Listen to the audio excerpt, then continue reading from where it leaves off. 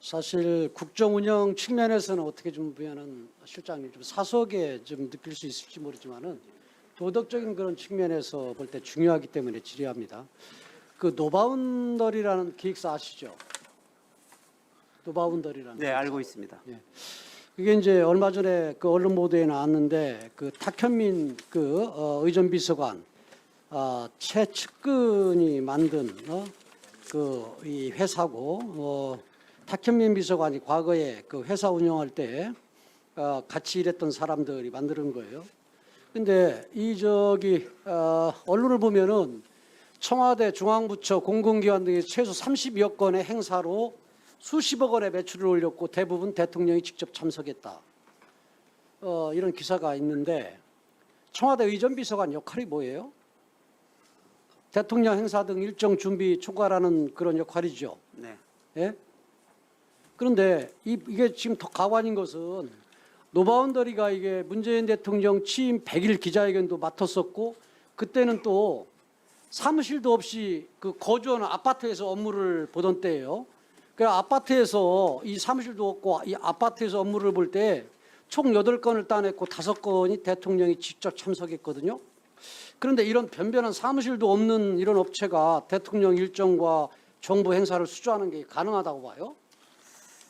그 의원님께서 이제 그런 의문을 가지시는 것은 당연합니다만 기획회사라는 것은 이 창의력, 이게 독창성 뭐 이런 것이 중요한 것이지 그 회사의 형태가 법인이니 개인이니 사무실이 크니 작으니 사실은 그렇게 중요하지 않습니다. 제가 그쪽 기획 쪽은 회사를 잠깐만요. 좀 아는 영역이기 때문에 말씀을 드립니다. 맞는데요. 그리고 네. 사무실도 없는 회사를 어떻게 인지하고 창의력이 있는지 없는지를 어떻게 인식해요? 탁현민이라는 사람이 있기 때문에 인식을 한 거죠. 예를 들어서 지금 실장님이 하시는 말씀이 맞다고 하더라도 기획 쪽은 우리나라에 그렇게 많은 사람이 하는 영역이 아닙니다. 서로가 다 합니다. 아니더라도 이게 말해야 됩니까? 그래서 현 정부가 하가 이중잣대예요. 죽어도 이게 지금 이게 뭐 수의계약은 할 수 있다고 뭐 법상 보는데 이게 또 대통령이 참석하는 일이에요. 창의력이 좀 중요하지만은 경호 문제라든가 여러 가지 그런 문제가 있어요. 예? 그런 문제가 있는데 사무실도 없는 사람들을 어떻게 믿습니까? 탁현민이 있었기 때문에 그 사람들을 쓸 수 있었던 거죠. 그런데 이걸 보니까 총 한 20억 정도를 보니까 수주를 했던데 이거요. 과거에 지금 현 정부가 야당일 때 여당 비판하다 그러면요. 이것도 국정농단이에요. 예? 어떻게 그렇게 자기들이 보려고 하는 건 봅니까? 적어도 이런 문제가 생겼으면은 실장님은 저한테 지금 이렇게 설명을 하고 변명하는 문제가 아니라 감사원의 감사도 좀 맡기고 그리고 청와대 자체 내에서 뭔가 감사를 이루어졌어야지. 그것도 절대 안 했잖아요. 그렇지 않습니까? 지금 말씀을 드리면 우리 정부 출범 이후 청와대가 그 해당 사의 기획과 관련된 계약을 체결한 것은 딱 3건입니다.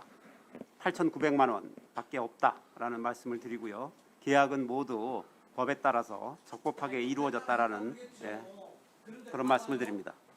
탁현민 정관이라는 사람이 2016년도에 분합의 비리 사태 당시 SNS에 권력자 측근에 대한 소외라고 해서 밝히게 무슨 내용이냐면 이렇게 했어요.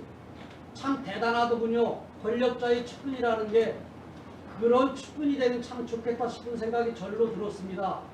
그걸 중요하. 그리고 돌이켜보면 이게 이제 문재인 대통령을 뜻하는 것 같아요. 그가 절 챙겨줄 수 있는 기회가 아예 없지 않았고 고백하자면 내심 바라기도 한 적이 있습니다. 이런 사람이 의전비서관 되면서 자기가 같이 일했던 사람들한테 사무실 돕는 사람들한테 일 준 거예요. 예? 이게 법적인 문제하고 여러 가지 있지만 그러면 지금 말씀하시는 것처럼 창의력 여러 가지 그런 부분 몇 명 되지 않는다. 몇 기업이 되지 않는다.